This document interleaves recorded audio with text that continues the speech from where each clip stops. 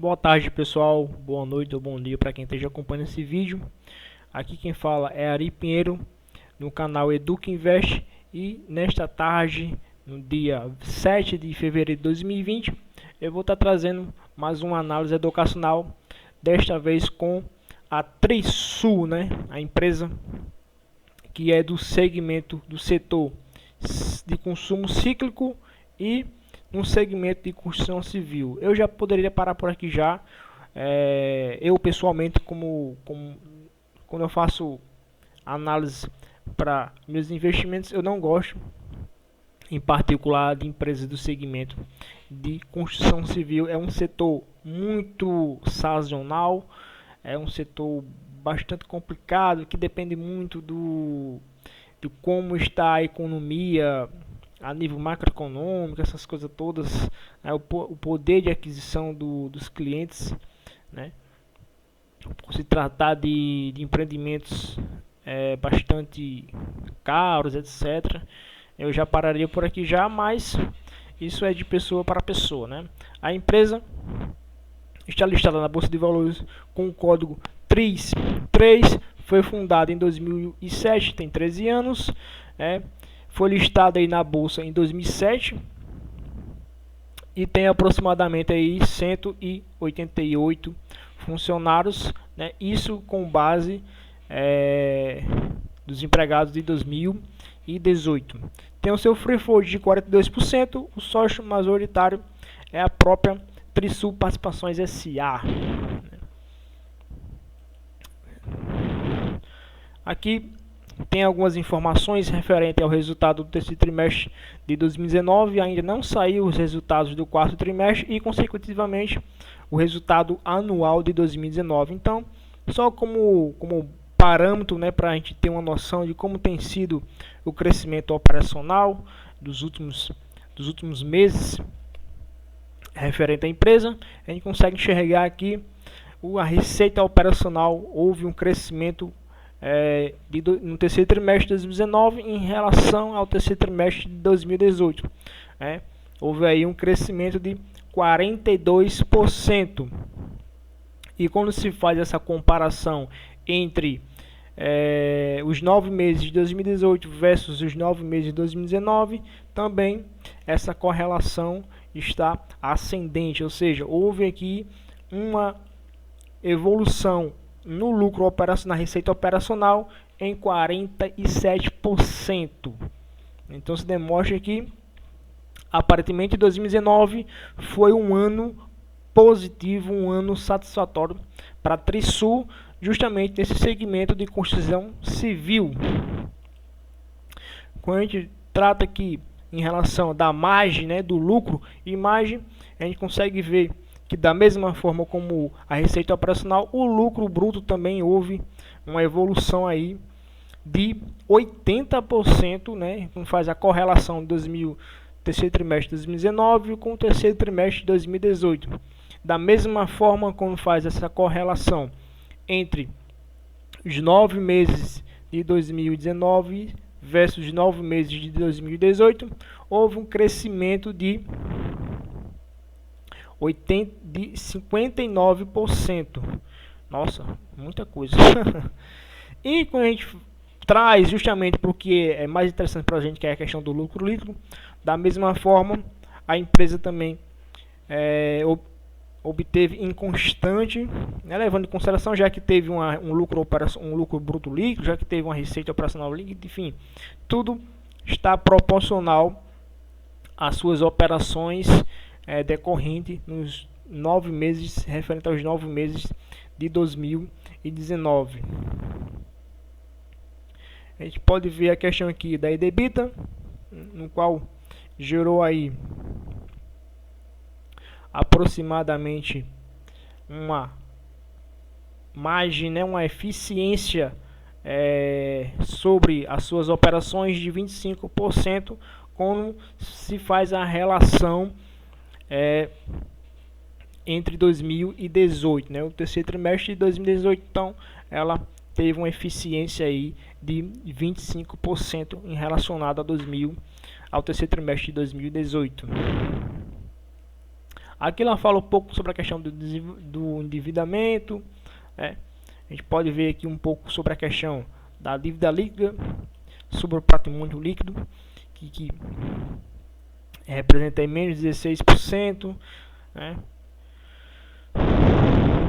Aqui ela aborda um pouco sobre os lançamentos que foi feito. No caso, houve aí em 2019 até então 6 lançamentos, né? Foram lançados 6 empreendimentos, né? Todos aqui situados na região de São Paulo. Tem esse em Atibaia e os demais em São Paulo. Então são em relação a padrão, né? Padrão alto. Teve 3 empreendimentos de padrão alto, 2 empreendimentos de padrão econômico e um empreendimento de padrão prêmio, né? Então aqui são as relações das unidades vendidas, né? 1.556 unidades vendidas, né? Então isso representa aí 61%, né? No caso, acho que foi isso aqui, né? Foram vendidas isso, 906 unidades vendidas. Aqui é o total de unidades disponíveis e foram vendidas, que isso representou aí 61% das unidades feitas nos lançamentos dos empreendimentos de 2019. Vamos ver aqui agora a parte mais interessante dos indicadores financeiros, né? A gente consegue enxergar justamente aqui que entre 2015 a 2018 o patrimônio líquido meio que ficou constante, permaneceu constante, né? E agora em 2019, né? Nos 9 meses referente a 2019, houve aí um boom, houve um aumento aí em relação ao seu patrimônio líquido. Quando a gente vê também a questão da receita líquida, a gente pode enxergar que até então, até 2018, ela veio que meio que constante, né? Na casa aqui dos até meio milhão, e em 2019 houve esse aumento aqui para 732 milhões, né, de lucro líquido. Quando a gente faz a relação também da EBITDA, a gente consegue ver que até então ela estava meio que parada, né? A gente vê que aqui em 2015 teve um lucro operacional interessante. 2016 caiu praticamente 50%. 2017 subiu aí em relação a 2016 praticamente 150% praticamente. E 2018 subiu mais um pouco, e 2019 finalizou aqui 2019 aqui com um lucro operacional aí bastante interessante para a empresa, né? A gente pode ver também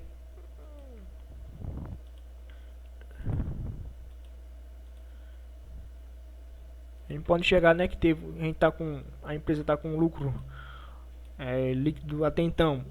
Era um lucro líquido fraco, ruim, na verdade, né? Mas em 2019 houve uma bastante melhora.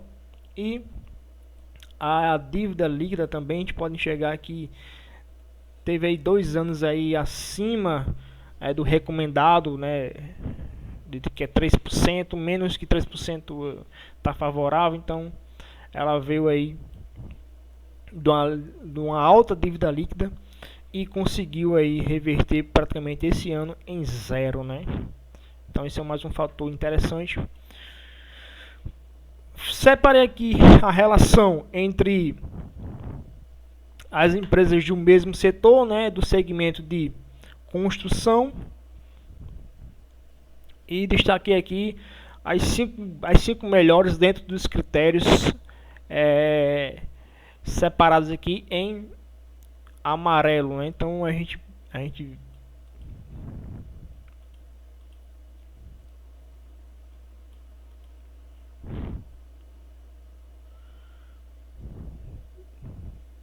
temos a Tende 3, né? A Tris, que vem aqui dentro dos parâmetros que eu separei, ela seria a segunda melhor empresa dentro do ramo de construção. Aí em seguida vem a RMV, a JHSF e a Cirelli vem em quinto lugar. Isso nos parâmetros que eu levo em consideração para minhas análises que eu faço de investimentos em relacionado às empresas, certo? O que eu gosto muito de levar em consideração é justamente a relação do crescimento da empresa dos últimos 5 anos. É um dos fatores que eu gosto de olhar, não isoladamente, mas é o qual eu sempre fico mais atento na eficiência que a empresa teve durante os últimos 5 anos de crescimento. Então isso significa que possivelmente ela possa continuar crescendo nos próximos anos. Então, se eu quero investir numa empresa no sentido de buy and hold, eu preciso procurar empresas que tenham um crescimento constante, né? E quando eu faço essa correlação com as empresas do mesmo setor, eu procuro ver as mais eficientes que cresceram nos últimos 5 anos. Então, aqui a gente consegue ver que a Trisul, ela é a segunda empresa que mais cresceu durante os últimos 5 anos, apesar de ter tido aí períodos ruins nos seus lucros, mas ainda em relação às demais, ela é a segunda que mais cresceu nesse setor. Um outro fator que também eu gosto de separar é a relação do PL, né? Ou seja, quanto o mercado está disposto a pagar pela ação.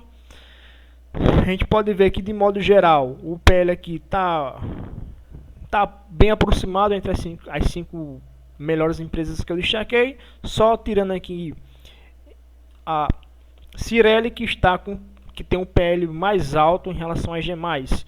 Então ela seria a terceira empresa que tem um PL mais caro entre as 5 melhores empresas do segmento de construção civil. Quando eu faço a relação do dividend yield, é um dos fatores também para quem gosta de ver, só que eu não me preocupo muito em relação de receber dividendos. Eu olho mais em relação da eficiência do crescimento da empresa e na variação percentual que as ações ela pode crescer de acordo com o crescimento da empresa. Então eu gosto de fazer essa correlação. Mas para quem gosta de ver a questão de dividend yield, a Cirelli, sem sombra de dúvida, é a melhor que tem nesse setor, no qual pagou 2019 pagou 5,52%. Um outro fator que eu gosto sempre de olhar é justamente a questão da margem de EBITDA, né? Ou seja, a eficiência operacional da empresa.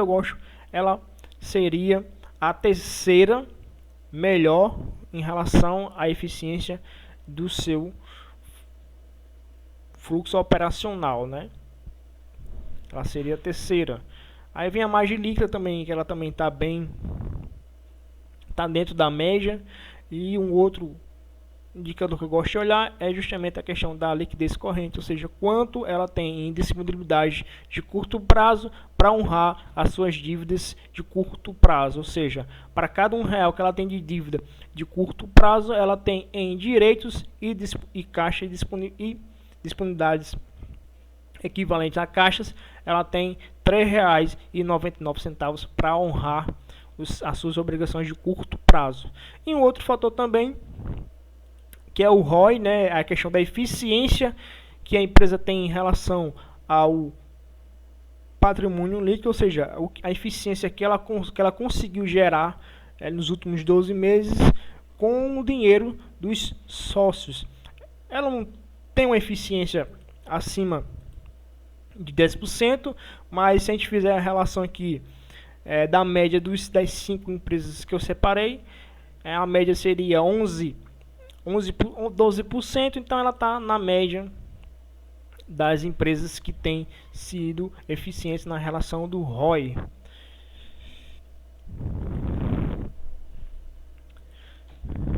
Aqui no análise de ações, eu gosto de ver essa parte fundamentalista que eles sempre separam aqui nos pontos positivos, pontos negativos, né? Eles separam como ponto positivo foco em médio e alto padrão, né? Baixíssimo endividamento, incorporação e construção de integradas, né? Aí tem os pontos negativos, seria um setor extremamente cíclico, como eu falei, é um setor bastante sazonal, depende muito de lançamentos, de novos empreendimentos, novas unidades de venda, né? E a questão de lucros inconstante, justamente por ser um setor sazonal, né? Você só consegue gerar lucros quando você tem um empreendimento, quando você tem um lançamento, quando você tem unidade de venda disponível. Então, particularmente, eu não gosto muito desse setor de construção civil. Então, da mesma forma, como eu falei logo no início, a gente consegue ver a eficiência da receita líquida da empresa, que veio crescente nos últimos anos. A gente pode ver justamente a questão do lucro líquido, do lucro bruto. A gente pode ver a relação, né, a evolução dos lançamentos e receitas, né, a correlação das vendas brutas. Então, a gente, como eu falei para você, né, aqui, no lucro líquido, a empresa, apesar de ter tido aí um período no qual ela teve um lucro líquido ruim, de certo modo, né, chegou a ter em 2011 até um negativo, mas desde 2017 ela vem tendo uma evolução no seu lucro líquido, no qual proporcionou uma média de crescimento de 19%, uma média de crescimento, né, operacional de crescimento da sua empresa, uma média de 19% ao longo dos últimos 5 anos.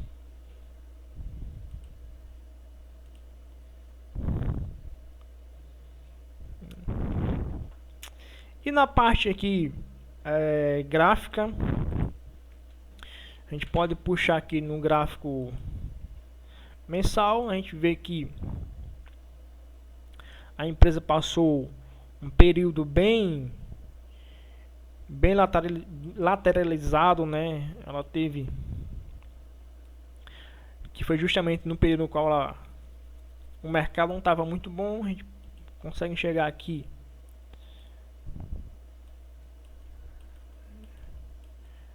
ela ficou de lado, e ali acredito que justamente aqui nesse pivô aqui de alta, aqui, esse candle aqui positivo, gerando um pivô de alta, rompendo essa região aqui desse, que era uma resistência em 2017. Eu acredito que foi quando foi divulgados os resultados, que mostraram justamente os resultados positivos da empresa.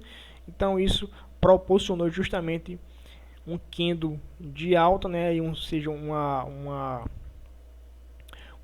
reação dos investidores do mercado, gerando um candle de alta, e esse candle ele provocou justamente este movimento aqui, que a gente consegue enxergar de alta. E 2017, 2018, 2019, né, a gente consegue enxergar o reflexo do boom que ela deu em 2019, né?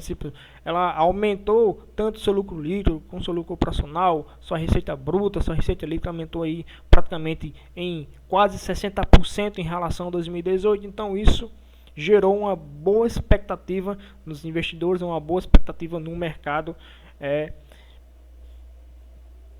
financeiro. Então a gente consegue chegar justamente esse reflexo aqui. A gente consegue ver que em 2019 a empresa cresceu aí praticamente em linha vertical, né? Isso no gráfico mensal. Levando para o gráfico semanal, a gente consegue enxergar também esse mesmo movimento. Teve também um período aqui no qual em 2018 ela meio que ficou, né, de lado aqui nesse movimento aqui.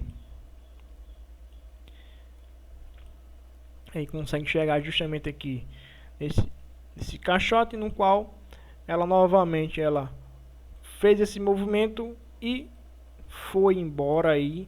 Em 2019 ela refletiu aqui na variação do preço dela, refletiu todos os resultados operacionais que ela teve em 2019. Então eu achei bastante interessante o movimento dela, apesar de não gostar. Eu não entraria nela no sentido de investidor, mas como possíveis entradas de swing trade eu faria tranquilamente nela, buscando, né, alvos bem interessantes. A gente consegue enxergar que ela teve uma evolução só em 2019 aí, ela cresceu aí praticamente aí 300% só em 2019. Então, para quem investiu por aqui, meu amigo, e segurou aí o ano todinho aí, teve uma evolução no seu capital aqui dentro dessa operação de 300%, né? Isso no gráfico semanal. E quando a gente traz para o diário, a gente consegue ver também a mesma questão no mensal, no semanal, a gente consegue enxergar claramente uma tendência de alta, e no diário não seria diferente, né? Mas a princípio não buscaria fazer nenhum tipo de operação por enquanto, né? Eu esperaria o rompimento aqui dessa resistência aqui na casa dos R$17,42. A gente pode enxergar aqui o preço. Ele veio, tocou, retraiu, tocou novamente, voltou aqui para baixo, formou um topo duplo, veio novamente gerando novamente um terceiro toque nessa região aqui dos R$17,42 e agora vem buscando aqui novamente aqui essa região dos R$15,70, né? Isso gerando, a gente pode ver claramente aqui um M, né? Ou um W invertido, enfim. A princípio eu não vejo oportunidade de entrada. Eu não faria nenhum trade agora. Eu esperaria ele vir buscar este movimento aqui, gerando um candle, quem sabe assim, rompendo essa região dos R$17,42, para mim estar fazendo uma entrada aqui, quem sabe buscando talvez a repetição dessa perna aqui, ou até mesmo desta outra perna aqui, né? Então seria mais ou menos isso aqui que eu estaria buscando de trade, né? Então no momento eu não vejo nenhuma oportunidade, mas quem sabe aqui rompendo os R$17,42, eu posso estar fazendo uma entrada na TradeSul como uma operação de swing trade, né? Buscando aí talvez 5, 6%, 10% de ganho na operação.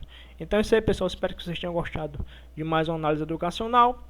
E deixe no comentário sugestões para próximas empresas. E valeu, pessoal, e até a próxima.